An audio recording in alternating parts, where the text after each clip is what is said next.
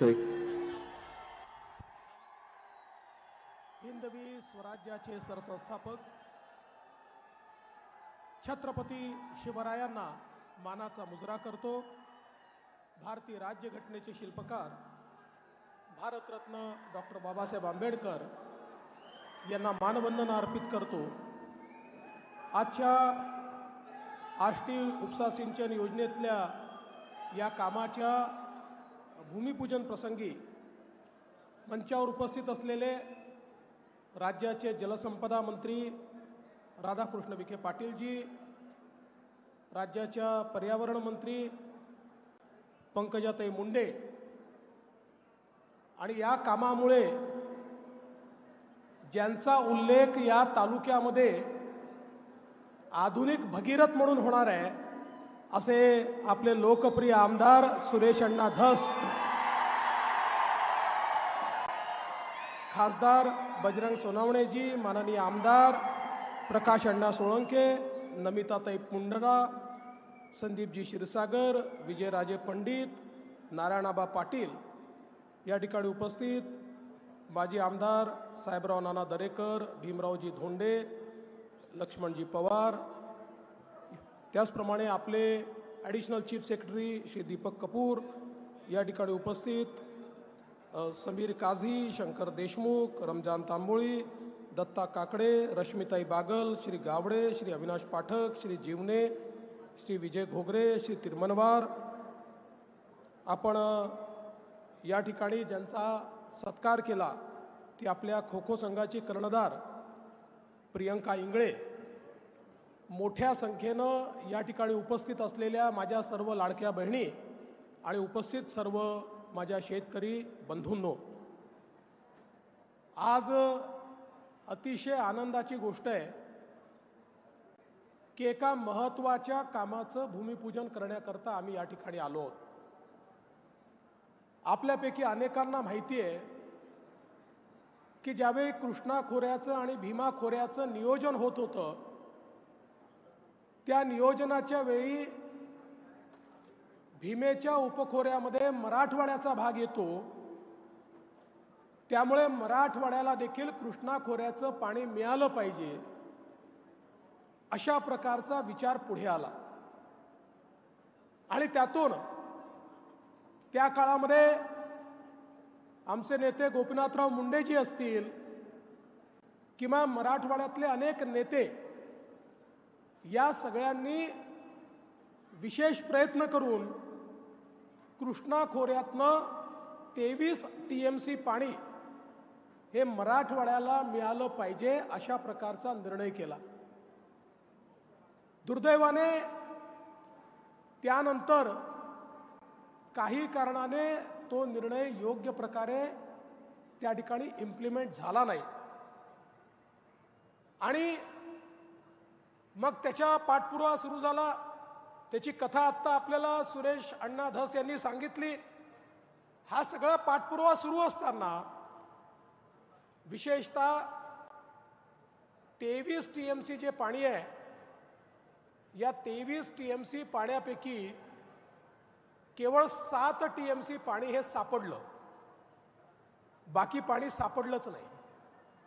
मी ज्यावेळी मुख्यमंत्री झालो आणि मराठवाड्याच्या हिस्स्याचं पाणी मराठवाड्याला द्यायचं आहे, 23 TMC पाणी आणा असं सांगितलं तर माझ्या पुढे जेव्हा फाईल आली त्यावेळी असं लक्षात आलं की 23 TMC पाणी हे कागदावर दिसत आहे, मुळामध्ये 7 TMC पाणी हे उपलब्ध दिसतंय। उरलेलं पाणी एक तर वापरलं गेलंय, नाहीतर पुढच्या नियोजनामध्ये आहे किंवा तंटा लवादाच्या दुसऱ्या लवादापुढे ते जाणार आहे।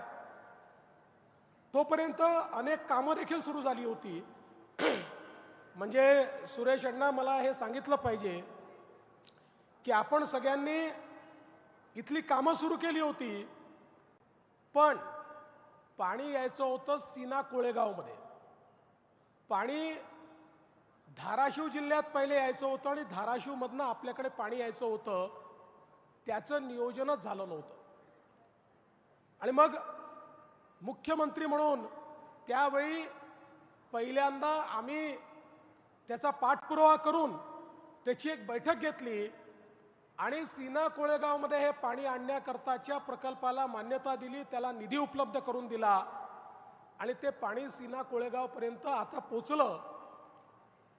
आणि त्यासोबत ज्यावेळी पुन्हा नव्याने जलसिंचन मंत्री म्हणून माझ्याकडे माननीय शिंदे साहेबांच्या नेतृत्वात जबाबदारी आली, सुरेश धस साहेबांनी, म्हणजे शब्द जरा चुकीचा आहे पण आपल्याला सगळ्यांना माहिती आहे की सुरेश धस मागे लागले की डोकं खाऊन टाकतात. एवढा पाठपुरावा केला.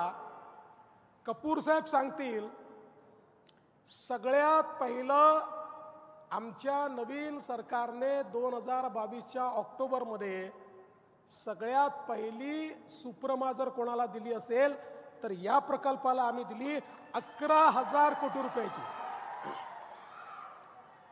11,000 कोटी रुपयाची सुप्रमा दिली आणि याच्या सगळ्या नियोजनाकरता निधी उपलब्ध करून दिला. आणि आता हे काम अत्यंत वेगानं चाललेलं आहे. धाराशिव जिल्ह्यामध्येही आणि बीड जिल्ह्यातल्या या आष्टी तालुक्यामध्ये हे मोठ्या प्रमाणात पाणी आपण आणणार आहोत.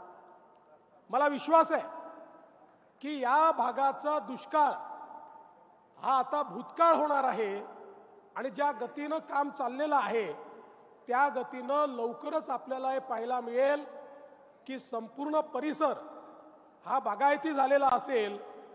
आणि धस साहेब, तुम्ही ज्याचा उल्लेख केला, पहिले तर या ठिकाणी संपूर्ण आपण पाईप पद्धतीनं आजकाल पाणी आणतो, पण प्रशांतच्या ज्या योजनेचा तुम्ही उल्लेख केला त्या योजनेमध्ये आम्ही योजनेतच त्या ठिकाणी जे काही शेतकऱ्यांच्या शेतापर्यंत ड्रिपच्या माध्यमातून पाणी जाईल अशा प्रकारची व्यवस्था उभी केली आहे. मी कपूर साहेबांना या ठिकाणी विनंती करतो की या योजनेमध्येही आपण पाण्याचा महत्तम वापर झाला पाहिजे, या दृष्टीनं शेतकऱ्याच्या बांधापर्यंत ड्रिपनी पाणी त्याच्या शेतीमध्ये जाईल अशा प्रकारची योजना ही सोबत तयार करा, जेणेकरून शेतकऱ्यांना आपल्याला फायदा देता येईल. ज्याचा उल्लेख माननीय राधाकृष्ण विखे पाटील साहेबांनी केला. आपल्या लक्षात असेल 2014-15ला प्रचंड मोठा दुष्काळ आपल्या मराठवाड्यामध्ये आणि महाराष्ट्रात पडला आणि या दुष्काळाच्या काळामध्ये जलयुक्त शिवार सारखी योजना आपण सुरू केली, ज्या योजनेमुळे खरं म्हणजे अनेक गावांनी मेहनत करून त्या ठिकाणी मोठं परिवर्तन घडवलं. अनेक गावं पाणीदार झाली आणि हायकोर्टाने अपॉइंट केलेल्या कमिटीने सांगितलं इतक्या वर्षामध्ये पहिल्यांदा मराठवाड्यामध्ये जलपातळी, भूजल पातळी वाढली. जी कमी होत होती ती वर आली. पण त्याच वेळी आमच्या असं लक्षात आलं की मराठवाड्याला कायम दुष्काळमुक्त करायचं असेल तर जलसंधारणाची कामं तर करावीच लागतील, पण त्याचसोबत जोपर्यंत पश्चिमी वाहिन्यांचं पाणी, जे पाणी थेट समुद्रात वाहून जातं, आपल्याला माहिती आहे पश्चिमी घाट जो आहे या घाटावर अशा नद्या आहेत की ज्याचं पाणी हे थेट पश्चिम वाहिनी होऊन समुद्रामध्ये जातं. ते पाणी जोपर्यंत आपण गोदावरीच्या खोऱ्यामध्ये आणत नाही तोपर्यंत मराठवाडा दुष्काळमुक्त होऊ शकत नाही. आणि या ठिकाणी खरं म्हणजे बाळासाहेब विखे पाटील यांनी त्या काळामध्ये एक मोठी जलपरिषद घेतली होती आणि त्या जलपरिषदेच्या माध्यमातून या संदर्भातली संकल्पना मांडली होती, पण त्या संकल्पनेवर कुठली कारवाई झाली नाही. ज्यावेळी या गोदावरीच्या उपखोऱ्यांचा एकात्मिक आराखडा मी तयार केला त्यावेळी आम्ही सांगितलं की आपल्याला जर मराठवाडा दुष्काळमुक्त करायचा असेल तर हे वाहून जाणारं 53 TMC पाणी, धस साहेब तुम्ही 2 आणि 3 टीएमसी करता, या ठिकाणी मागणी करताय. 53 टीएमसी पाणी हे गोदावरीच्या खोऱ्यामध्ये आलं पाहिजे. ते जर गोदावरीच्या खोऱ्यामध्ये आलं तर मराठवाड्याच्या या पिढीने दुष्काळ बघितला, पण पुढची पिढी दुष्काळ पाहणार नाही. मराठवाड्यातला दुष्काळ हा भूतकाळ करता येईल.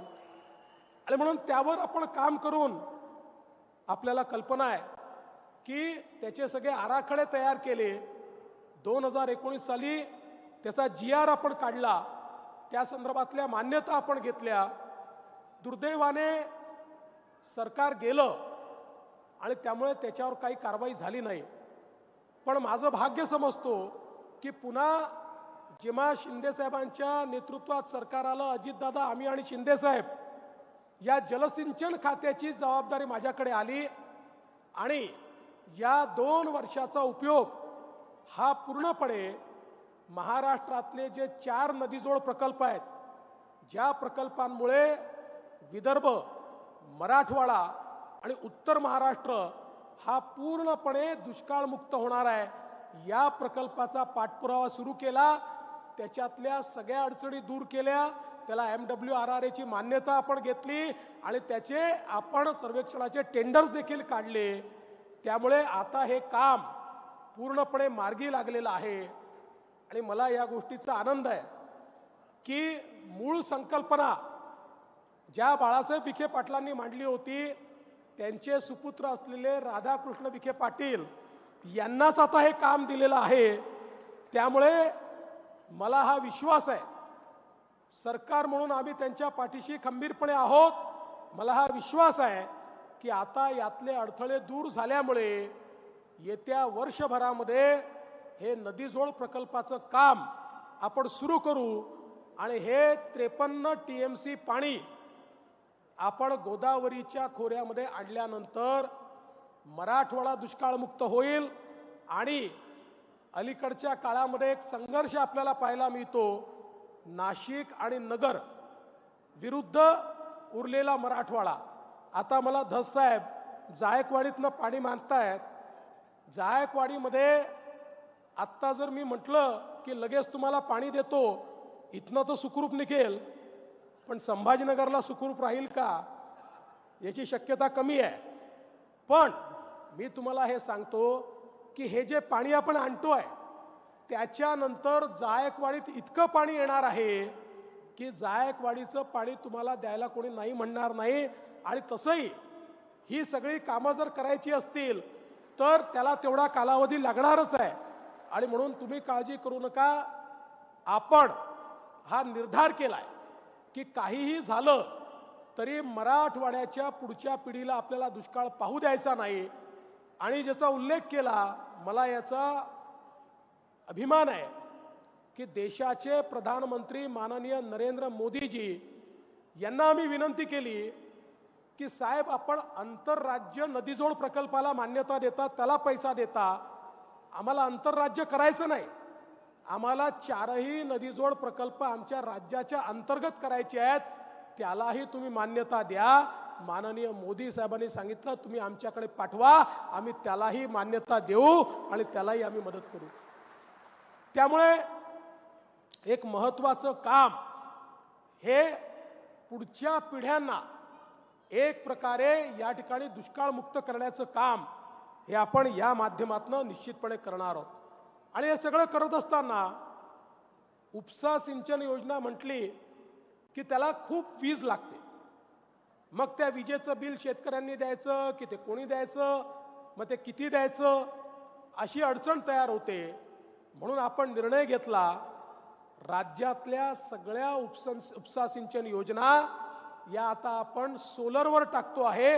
ही पण उपसा सिंचन योजना जी आहे ही सोलरवर असणार आहे.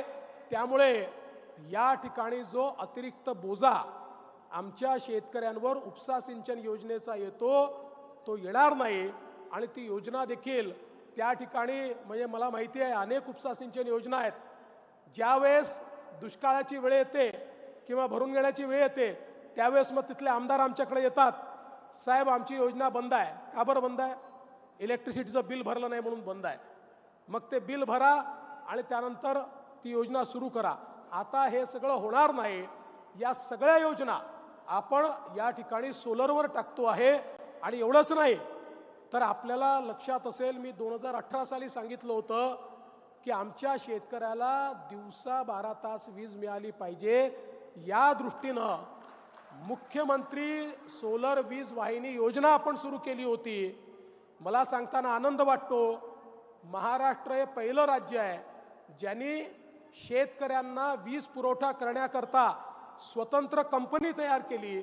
आणि या कंपनीच्या अंतर्गत आम्ही 16,000 मेगावॅटचे फीडर जे आहेत याचं सोलरायझेशन करतोय. आपल्या राज्यामध्ये शेतकऱ्यांना एकूण 16,000 मेगावॅट वीज द्यावी लागते.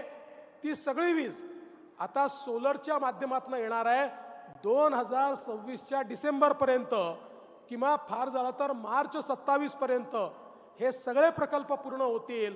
आणि त्यानंतर आमच्या शेतकऱ्यांना आम्ही 12ही महिने दिवसाची वीज ही त्या ठिकाणी देऊ. आणि सगळ्यात महत्त्वाचं आहे, आपण तर मोफत वीज दिलेलीच आहे. मोफत वीज आपण शेतकऱ्यांना द्यायचा निर्णयच घेतलेला आहे. पण आता हे झाल्यामुळे राज्यावरचा बोजा देखील कमी होणार आहे. कारण आज शेतकऱ्याला आपण जी वीज देतो ती आपल्याला 8 रुपयाला पडते. आणि आपण जेव्हा बिल घेत होतो तेव्हा शेतकऱ्याकडनं ₹1.5 किंवा ₹1.25 घेत होतो. म्हणजे जवळपास 5-5.5 रुपये सबसिडी आपण शेतकऱ्यांना देत होतो. आता जरी बिल घेत नसलो तरी ती सबसिडी तर द्यावी लागणार आहे. पण आपलं सोलरचं काम पूर्ण झाल्यानंतर ही वीज 8 रुपये युनिटची नसेल, ती 3 रुपये युनिटची असेल. म्हणजे आमचे 5 रुपये प्रति युनिट त्या ठिकाणी वाचणार आहेत. मग आम्ही निर्णय केला, हे वाचलेले पैसे काय करायचे, तर आम्ही निर्णय केला की यातनं जे घरगुती आणि औद्योगिक वापराची बिलं आहेत ती बिलं आपण कमी करूया. आणि मला सांगताना आनंद वाटतो, आपल्याकडे मल्टीइयर टॅरिफ म्हणजे दर 5 वर्षांनी आपल्याला पुढच्या 5 वर्षांमध्ये विजेचे दर काय असतील अशा प्रकारची पिटिशन MERC पुढे दाखल करावी लागते. आणि MERC तो दर ठरवून देते. गेल्या MERC तयार झाल्यापासनं असं एकही वर्ष नाही आहे की ज्या वर्षी आपण भाव वाढवलेले नाहीत. कारण त्याचा नियमच आहे की तुमचा जेवढा खर्च आहे तेवढे पैसे वसूल झाले पाहिजेत. तुम्ही नाही वाढवलं तर MERC भाव वाढवून देते. मागच्या काळामध्ये दरवर्षी 9% आपण भाववाढ केली. पण आत्ताच आमच्या विद्युत विभागाने पुढच्या 5 वर्षाचे त्या ठिकाणी आपले विजेचे दर काय असतील याची पिटिशन दाखल केली.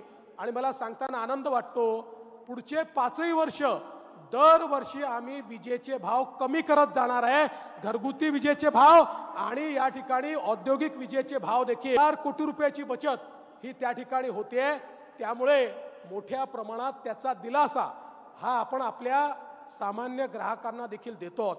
आणि म्हणून मी आपल्याला एवढंच सांगू इच्छितो, आपलं सरकार हे सामान्य माणसाच्या शेतकऱ्याच्या पाठीशी उभं आहे. आणि या ठिकाणी त्यांच्या जीवनामध्ये परिवर्तन झालं पाहिजे. वर्षानुवर्ष जो भाग दुष्काळी आहे, मला आज सांगताना आनंद वाटतो, पश्चिम महाराष्ट्रातला माण सारखा भाग, ज्या माण देशावर अनेक कथा कादंबऱ्या गेल्या, 50 वर्षात लिहिल्या गेल्या. आणि 50 वर्षातली कुठली कादंबरी तुम्ही उचलून बघा, त्या कादंबरीमध्ये माण देशातल्या दुष्काळावरच त्या ठिकाणी लिहिलं गेलं. पण आज त्या माण देशाचा दुष्काळ आपण पूर्ण संपवला. आज संपूर्ण माण हे पाणीदार झालेलं आहे. आणि तिथला जो हा कार्यक्रम आहे, हा कार्यक्रम या दृष्टीनं अत्यंत महत्त्वाचा आहे. आपलं जे पाणी हक्काचं आहे ते हक्काचं पाणी या ठिकाणी पोहोचवण्याचं काम हे सुरेश धस, तुम्ही आणि अनेक लोकांनी याच्यामध्ये हातभार लावला, या सगळ्यांनी पोहोचवलं. मी तुम्हाला पुन्हा एकदा हा विश्वास देतो की या ठिकाणी खऱ्या अर्थानं या ठिकाणी सुरेश दासांनी मला चिठ्ठी दिलीच आहे 3 TMCची. मी तुम्हाला विश्वास देतो की काळजी करू नका. जसं हे काम न होणारं प्रयत्न आपण सगळ्यांनी केले, तुम्ही केले म्हणून झालं, पुढचंही काम निश्चितपणे करू. आणि या मराठवाड्यातल्या कानाकोपऱ्यामध्ये या ठिकाणी निश्चितपणे हे पाणी आपण पोचवू. खरं म्हणजे आज या निमित्ताने आमचे सरपंच परिषदेचे लोक देखील मला भेटले होते आणि विशेषतः त्यांनी अनेक मागण्या माझ्याकडे केल्या, पण त्यात सगळ्यात महत्त्वाचं म्हणजे जी काही अतिशय दुर्दैवी घटना झाली स्वर्गीय संतोष देशमुख यांच्या अतिशय निगृण खुनाची, मी त्यांनाही सांगतो आणि आपल्यालाही सांगतो की अशा घटना कुठल्याही परिस्थितीत खपवून घेतल्या जाणार नाहीत आणि कोणीही असो प्रत्येकावर या ठिकाणी कारवाई होईल हा विश्वास मी तुम्हाला देतो. आणि माझी बीडच्या जनतेला विनंती आहे, आपण सगळे छत्रपती शिवरायांचे मावळे आहोत. छत्रपती शिवरायांनी 18 पगड जातींना एकत्रित करून स्वराज्याची स्थापना केली.